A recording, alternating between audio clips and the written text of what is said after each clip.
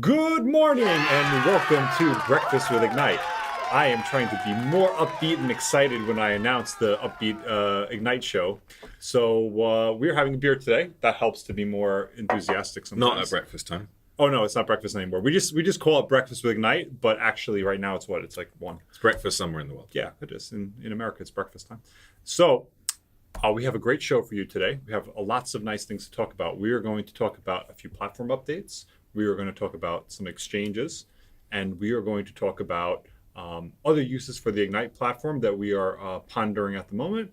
And finally, we're going to sum it all up with a wonderful market update. As you know, the market has been delightful this week, so I'm sure you'll be happy to hear why that is the case. So I'm going to pass it over to Damon, and he's going to tell us about the platform. So, yeah, platform. We are building one. Really? We actually are. I have mentioned it several times. Many people are already using the beta. The beta's rocking on. We've got a great update. Hopefully this week. It's in testing today. As we speak, our developers are currently testing it, and then it'll be rolled out to our beta testers for testing. This is actually my list of features that's going into this update.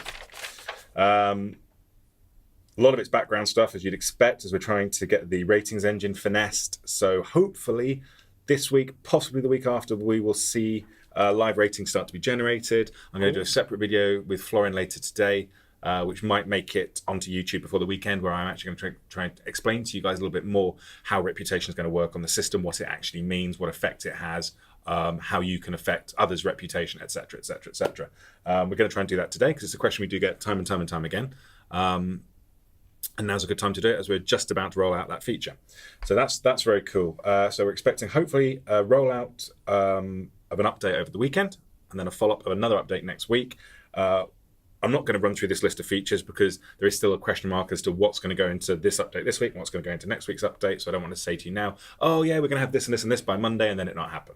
There's a raft of updates coming. We are moving ever closer to the public beta, which is the ultimate goal with all of this. Because once we're public, once anyone's allowed to access the platform, we can start thinking about user acquisition. We can start thinking about attracting projects to come and list on the platform. We can start thinking about... We can start marketing. We can start marketing. We can start rating assets. We're actually going to do that. We can start investing in assets. So, I mean, again, I don't want to put time on it.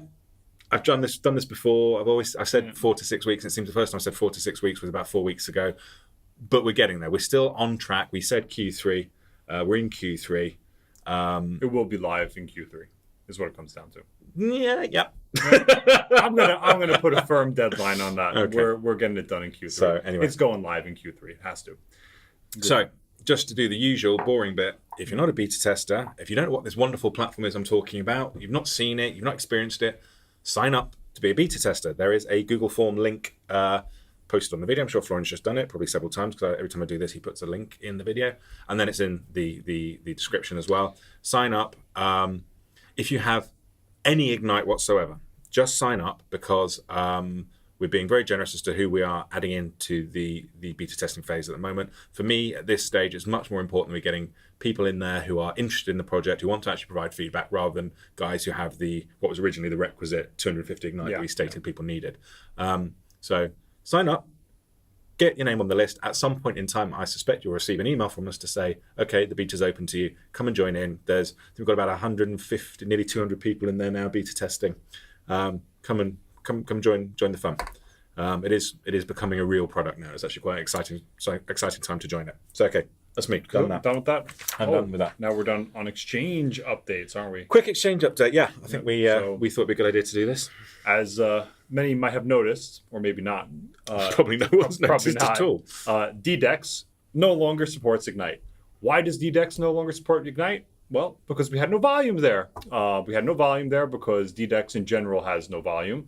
The exchange is a wash trading. It seems that it's unfortunate because actually DDEX is a decentralized exchange. It's a really nice exchange. The software, the experience is great. This is an interesting topic. Yeah. What makes them decentralized when they can come to us and ask us to pay for market making? Yeah. That would seem to me to be a very centralized service, wouldn't it? Yes, it is. And I mean, that's ultimately what it boiled down to. It's a case of if you want to generate enough volume on the exchange to maintain your listing, please pay us 30th a month, and we will generate that volume for you. Yeah. There you go, guys. That's us being super transparent. We don't like that stuff. We've always said there's various things about this industry we don't like. That's one of my pet peeves, that kind of thing. Yeah. I mean, But there was no volume going through DDEX anyway, so it's no great loss. But I do feel it's a shame because actually I think that I like the platform. yeah, it started off very, very I liked it better than IDEX, to be Yeah, of honest. course, But it seems that what the little volume that there is right now is on IDEX. Well, it's the only place you could buy Ignite X. Yeah. So better to just keep it there for now until we have the new exchange with Coin and Liquid, which many ask, hey, is that happening? When's it going to happen? Again, we're not going to say a date. All we are going to say is that it is happening. We do have a deal with them. We do have an arrangement with them. That is very clear. It's not a case of there's a suggestion that we're considering listing with Cryptos. It's not a consideration. It's not. There's a signed listing agreement, but that relationship is up and running. I know we've hinted to this wider strategic partnership. There is a wider strategic partnership in play as well. That is part of what is causing the delay in the listing, because we want to time the announcement of that and what we're going to be doing with them probably around the platform launch. There's reasons for doing that. So the listing may actually coincide with the public beta as well. And actually that makes a lot of sense for a lot of reasons anyway. Yeah, it does. Because if people expect an increase in volume from a good centralized exchange listing, then you've got to have something to tempt people in. People have to have a reason to buy the token. I mean, and the platform will be that reason. The platform is a good reason to buy the token. I mean, at the end of the day, you buy a token to use the platform or just to trade it. If no one's buying the token to use the platform, then your efforts to trade it probably aren't going to be particularly fruitful. While we often talk about this in the office, I think it's worth mentioning it publicly. We have this kind of Jekyll and Hyde thing going on with our token because it is designed not to be traded. We actually want a situation where every single token that's ever minted and every single IGNT token that's ever minted is deployed on the platform, and therefore there's no IGNX in the wild. That's the interesting thing about IGNX is a lot of guys will say, "Oh, this is a token that you guys just made as an afterthought." Actually, it wasn't at all, because IGNT was designed to be held on the platform so that we can know how much stake you have for various reasons. For a number of reasons, for mostly to determine how many rewards you're going to get, is so long as your reputation is good. So it'd be kind of hard for us to assess that if it was all on an exchange somewhere waiting for you to sell it when the price goes up. We couldn't do it. So IGNX is simply a token which allows you to trade and have liquidity from IGNT. So should you not wish to participate in the platform and you just want to sell the token, that option is there for you. So that's why we made IGNX, and there's no other reason aside from that. But the Jekyll and Hyde aspect I referred to is the fact that, strictly speaking, if Ignite is the massive success we all want it to be, then every single token is going to be being used on the platform. But, there won't be anything on an exchange. We have to be realistic. So people actually have to, when people say, "Oh, why haven't you got any volume? Why haven't you got?" They need to actually balance the fact that actually no volume is a good sign in the context of the Ignite ecosystem. Yeah. So we do want there to be a little bit of trading, though, because that's fine. I mean, that's the way we acquire new users. That for me is the most important reason. Yeah. That's the most important reason. I mean, to be fair, if we're on CoinMarketCap and we have good volume on cryptos, what's going to end up happening is people will notice the token, they'll go, "Oh, what's this?" And then that, of course, might bring them to converting their IGNX into IGNT, using the platform. And it's a way to gain new users. Also, very important, it is a way for us to generate more capital for the business by doing the secondary offerings, which we would like to do. Well, that's how we would. And that's how we would do it. If there was a greater demand than supply, that's exactly how we do it. And that would again recapitalize the index, etc. So there's lots of cool things in store. Everything we do has a reason. I think some guys might think that it doesn't, but it does. We're not. We don't just shoot from the hip. We actually do plan out everything we do. Absolutely. It has a good reason. And talking of cool things that have a reason for being. Some of you will have received an email yesterday regarding a little competition we're going to run. The English Premier League. If you're a football fan, you might not be. If you're not, I apologise for this segment, because we'll talk about football a little bit. Starts tomorrow. Tomorrow being Friday.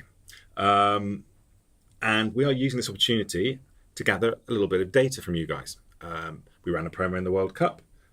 Some of you guessed that part of the reason we were doing that was to gather some data. Absolutely was. We're now gathering some more data. The reason we're doing this is because ever since Chris and I founded Ignite, or came up with the concept of Ignite, we've always thought about other ways in which the Ignite technology could be leveraged once built. One of those ways was for a traditional finance product, which Cornucopia, in a timely fashion, came to us with and said we'd like to do this, and it made sense for us to do that with them. That's fine.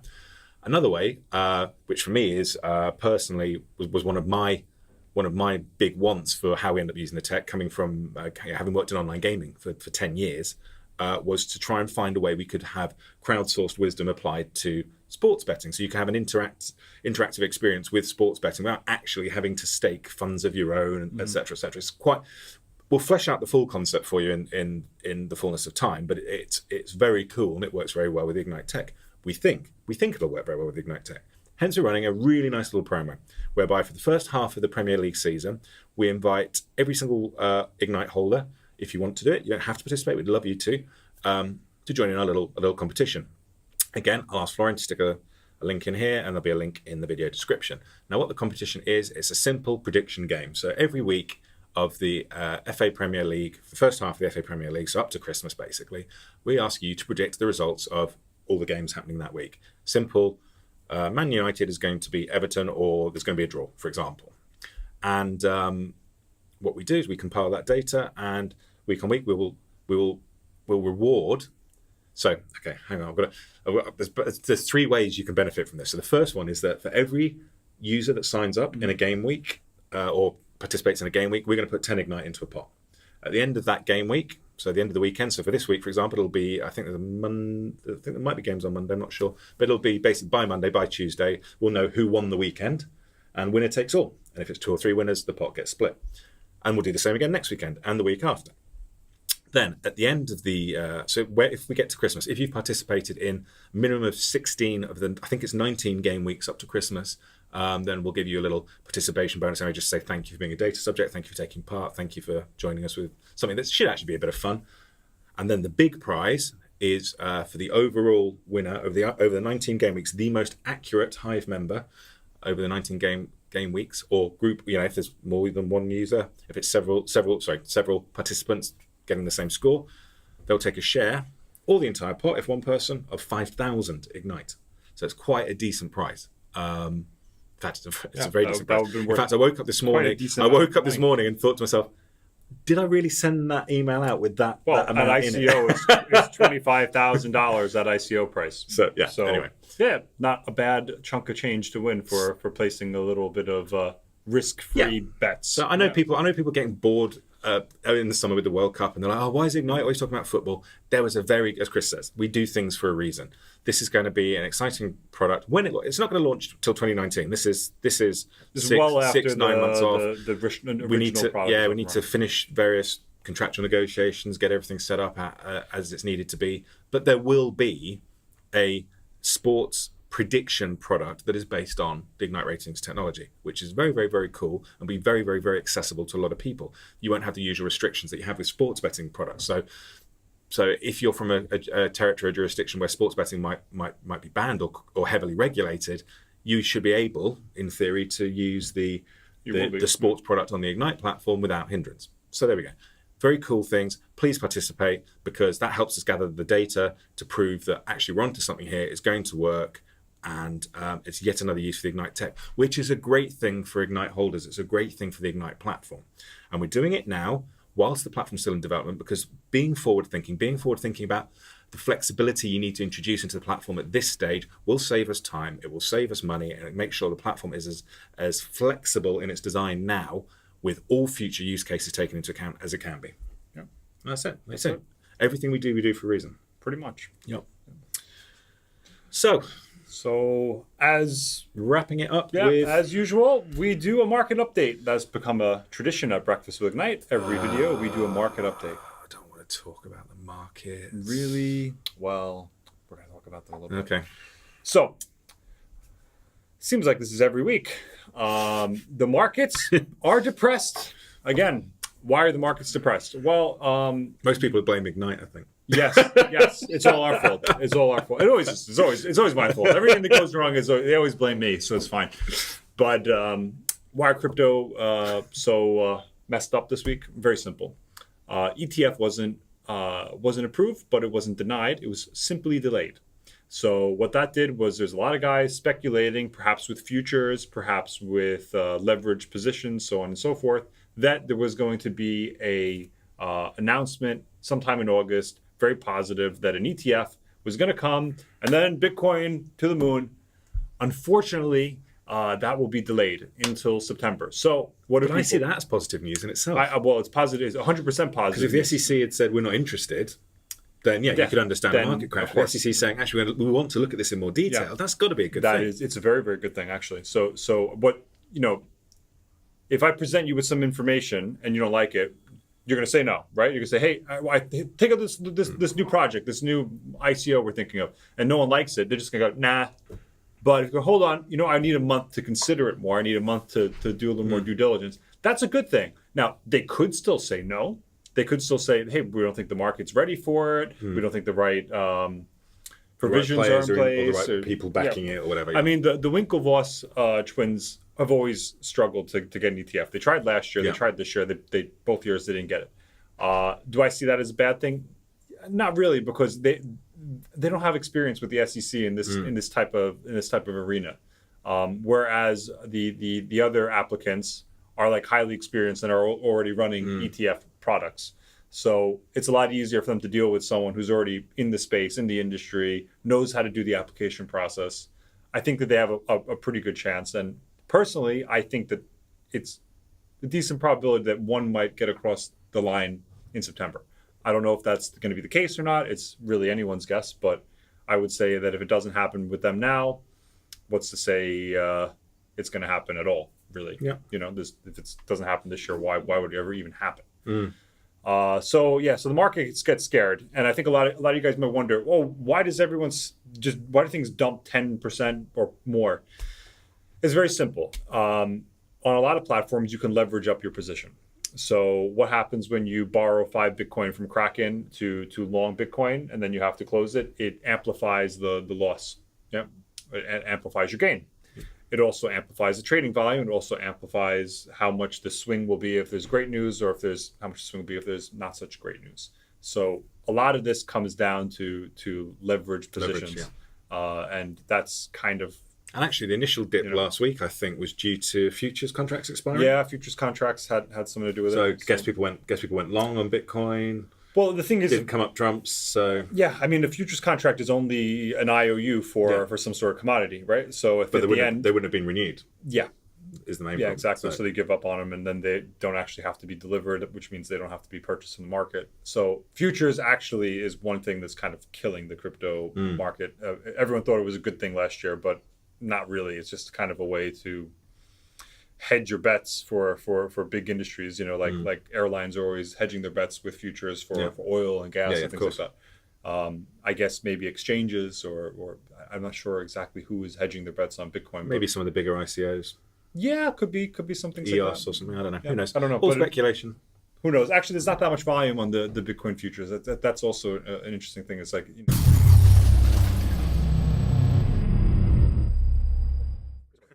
Excuse that small interruption. We are now back with our scheduled broadcast. We're talking about ETFs and the alarm's going off. The alarm's going off and some other things. So we're kind of short. Long story short, I don't think crypto is going to crash to 3,000 or something like that. I think it's going to stay in a holding pattern. It's going to trade the channel until we get some ETF news. On the time we think we're going to get that ETF news, I would advise people to be ready to sell or ready to pop a bottle of champagne. One of the two.